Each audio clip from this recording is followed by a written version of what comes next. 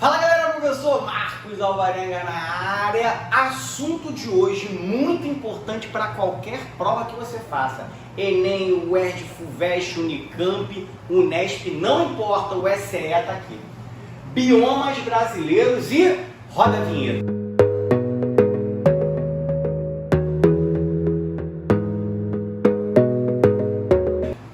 Fala galerinha, olha pra cá.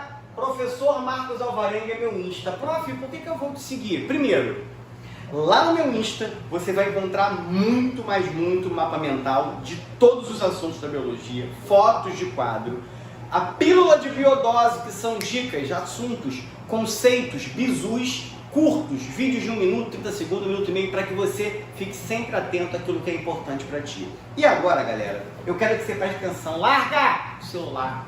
Olha pra titi, jovem gaming. Olha pra titi, jovem gafanhoto. Vem no pacto do dedinho. Estica o dedinho. A gente tá junto até o final. Conta comigo pra tua aprovação. Olha pra cá.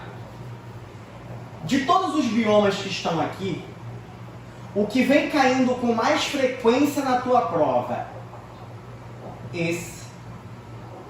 Depois esse. E depois esse. Eu coloquei o top 3. E esses dois são bem mais tranquilos. Então vamos lá. Primeira coisa que você tem que saber é que desses biomas aqui, eu não falei de Pantanal e Pampa porque nunca apareceu na tua prova, pelo menos nos últimos 15 anos, mas você pode dar uma lida ali, clima e vegetação, adaptação. Esses daqui são importantes. Aqui a gente tem 3 biomas muito impactados. A Amazônia, não preciso nem falar, desmatamento, além do tráfico de espécies animais e vegetais, mas o desmatamento é absurdo. A Mata Atlântica extremamente devastada, desmatamento absurdo, e o Cerrado. Galera, o Cerrado, ele é muito impactado. E sempre que a gente fala, como assim o Cerrado é impactado? Para quem não sabe, o Cerrado, ele é impactado principalmente por 2 formas. A pecuária, você vai ter que ter o quê? Um animalzinho pastando. E quando você tem ali o animalzinho pastando, você vai ter que desmatar para crescer graminha, para o bichinho pastar. E a monocultura, o cultivo. Você tem que ter solo. Então, a agropecuária, ela tem contribuído muito para o aumento do efeito estufa, porque você desmata e o gado libera metano. E além da monocultura, onde você vai plantar ali os grãos, você tem que colher para plantar, tem que ter espaço no solo, então é um bioma muito impactado. Além disso, o Cerrado, devido ao seu clima, ele sofre queimadas constantes. Eu vou botar para você agora aqui o mapa, para que você olhe para esse mapa e veja a distribuição geográfica desses biomas, inclusive vai estar o Pampa e o Pantanal para você ver. Olha esse mapa, para você ter noção da geografia onde você encontra isso aqui no Brasil. Beleza? Então vamos lá. O Cerrado, ele tem aqui como características do ambiente, ele sofre queimadas.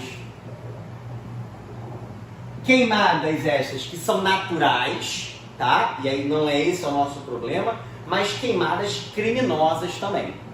E aí, se o Cerrado sofre queimadas naturais, a vegetação teve que se adaptar.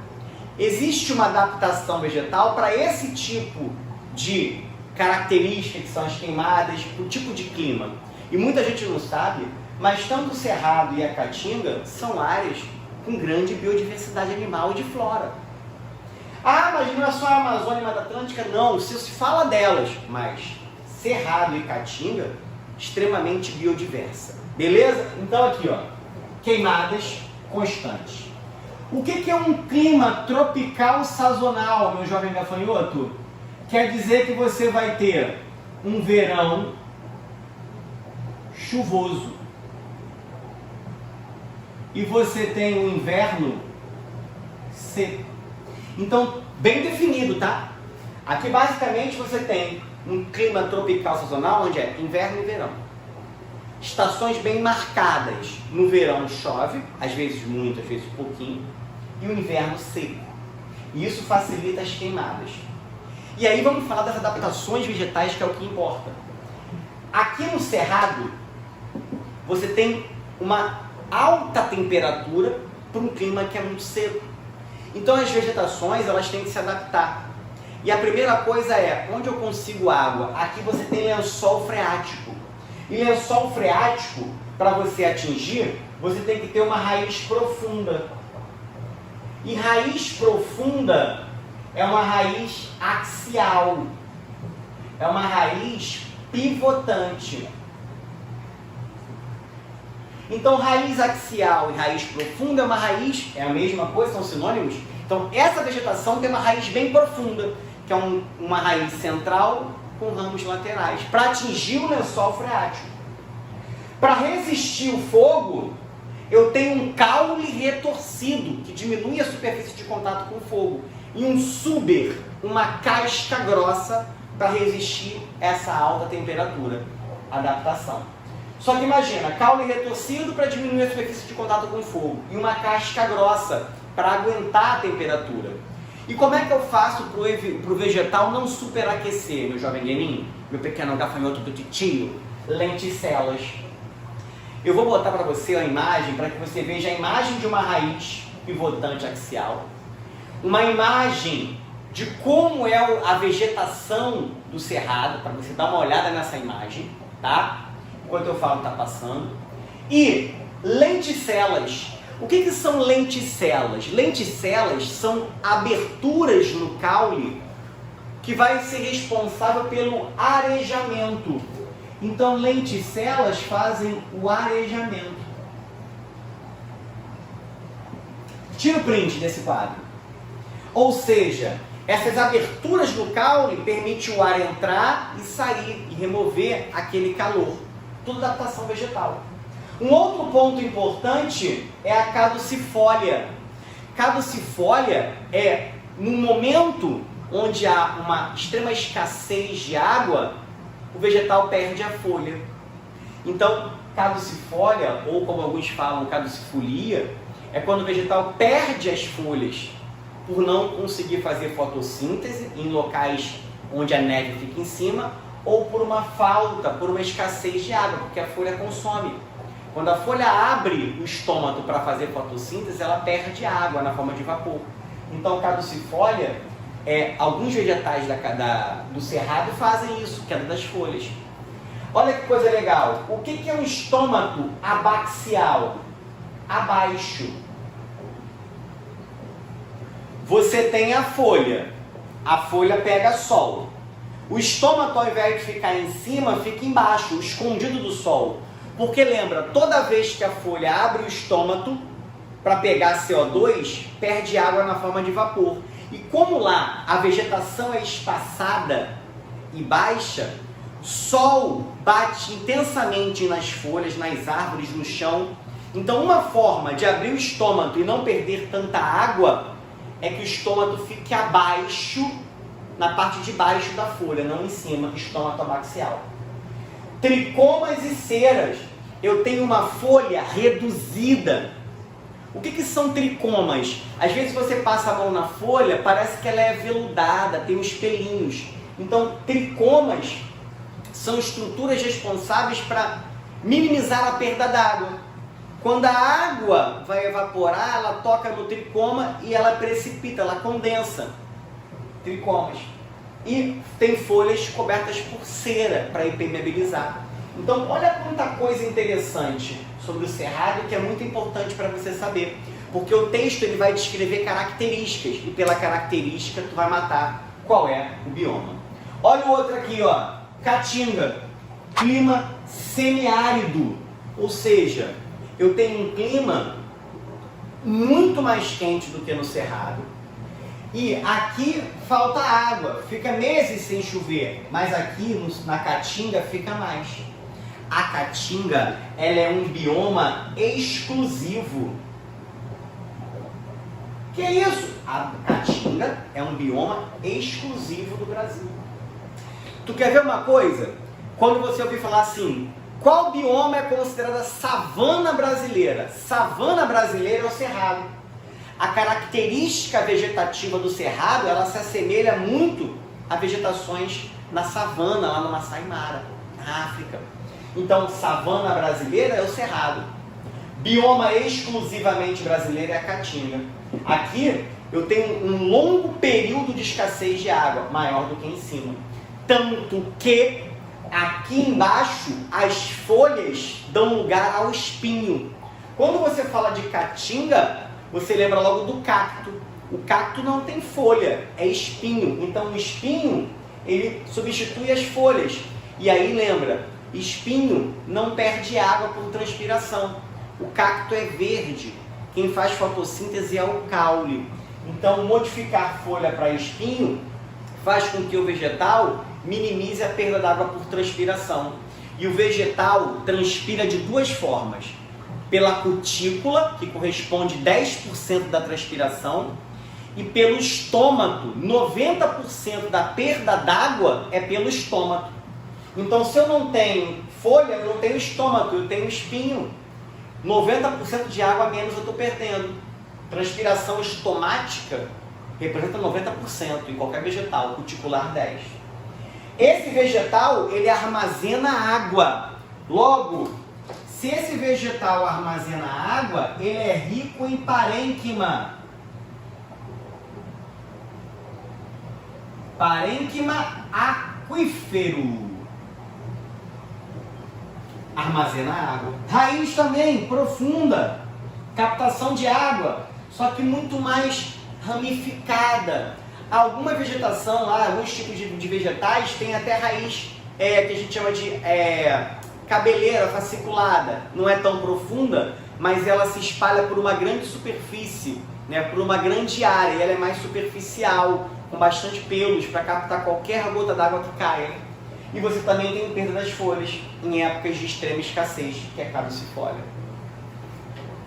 Olha o mangue. O mangue, ele não é um bioma propriamente dito. O mangue, ele geralmente está ali entre o encontro do mar com a água doce. O clima do mangue, geralmente tropical, subtropical. Mas o mangue, ele é uma área de extrema importância, porque ele atua como berçário. Ele tem ali na sua área muita matéria orgânica, muitas espécies de peixes vão lá colocar os seus filhotes, desovar. É uma área ali onde você às vezes tem até pequenos cações. Então é uma área muito rica, muito biodiversa. E aí olha as características.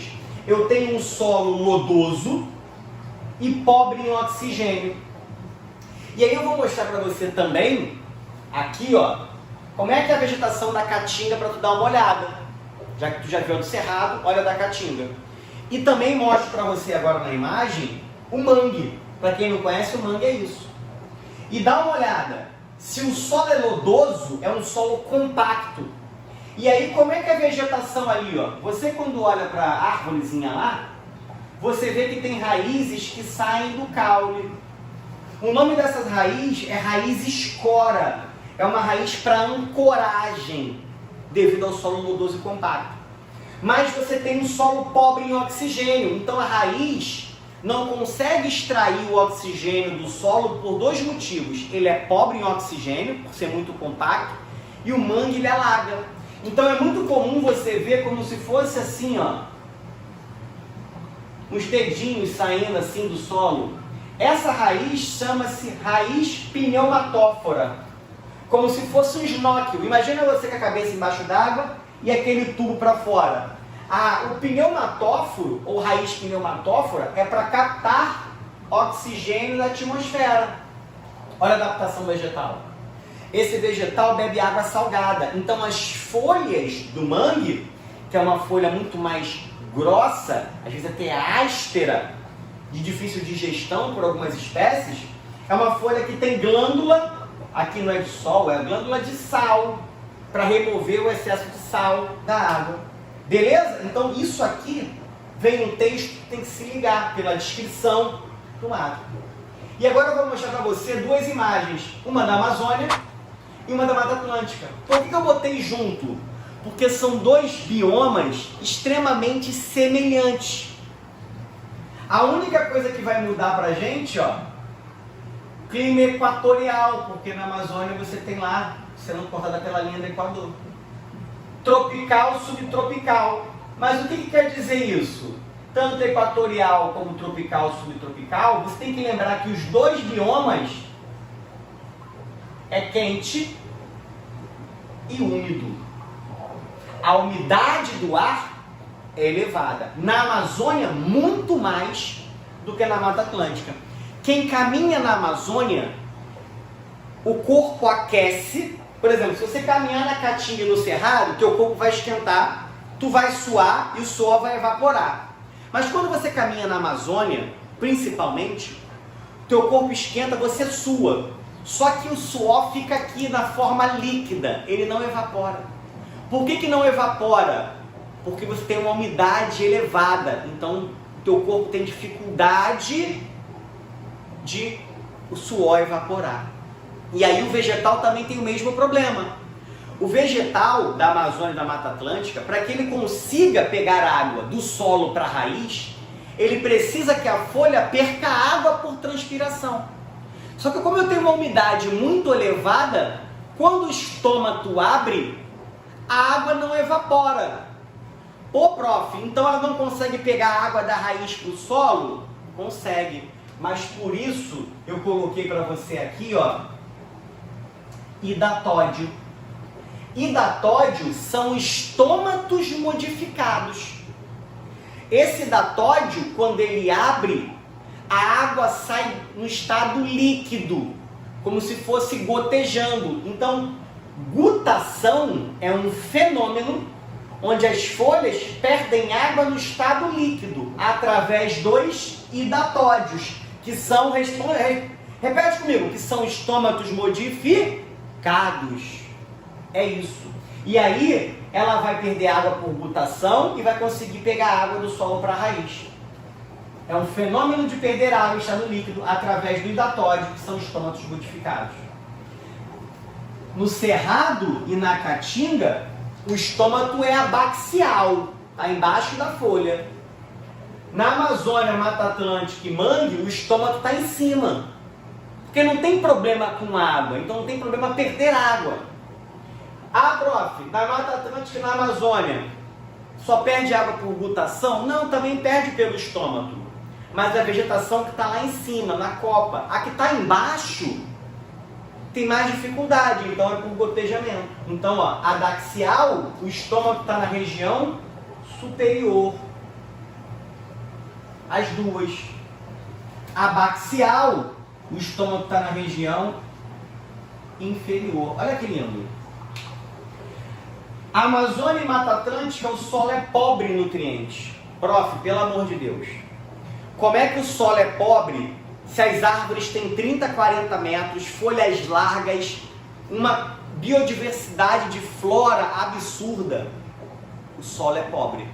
O que sustenta aquele solo é algo chamado serrapilheira. Então entende o seguinte, o vegetal está aqui, ó. Serrapilheira nada mais é do que matéria orgânica morta. Matéria orgânica morta. Árvores que tombaram, folha, a quantidade de matéria orgânica que morre ali forma o que a gente chama de serrapilheira. Às vezes você pode ter uma serrapilheira que varia de 50 centímetros até 1 metro. Então você tem muita matéria orgânica num ambiente quente e úmido, tudo que decompositor adora. Então todo nutriente que sustenta essas duas florestas vem da decomposição acelerada da serrapilheira. Então eu transformo matéria orgânica e inorgânica que o vegetal absorve. Então serrapilheira. Nessa área de serrapilheira, a concentração de oxigênio é menor do que aqui em cima. Porque aqui ocorre uma decomposição aeróbia. Os decompositores na área de serrapilheira consomem o oxigênio para decompor aquilo de uma forma mais rápida e gerar mais nutrientes para eles, devolvendo matéria inorgânica para o solo e o vegetal crescendo. Então, na área de serrapilheira, se cair na tua prova, por que a concentração de oxigênio é menor, você vai dizer que é devido à alta taxa de decomposição. Então, isso aqui é o bizu que eu tenho que dar para você. Printa aí nossa baguncinha. Você vai encontrar mapa mental aqui. Beleza? Galera, a gente está junto de dedinho no Enem, o nosso pacto é até o final, conta comigo. Curte o vídeo, compartilha para que mais pessoas recebam, ativa o sininho para receber a notificação, deixe seu comentário embaixo do vídeo e aqui também. Tamo junto, misturado, vamos que vamos e fui!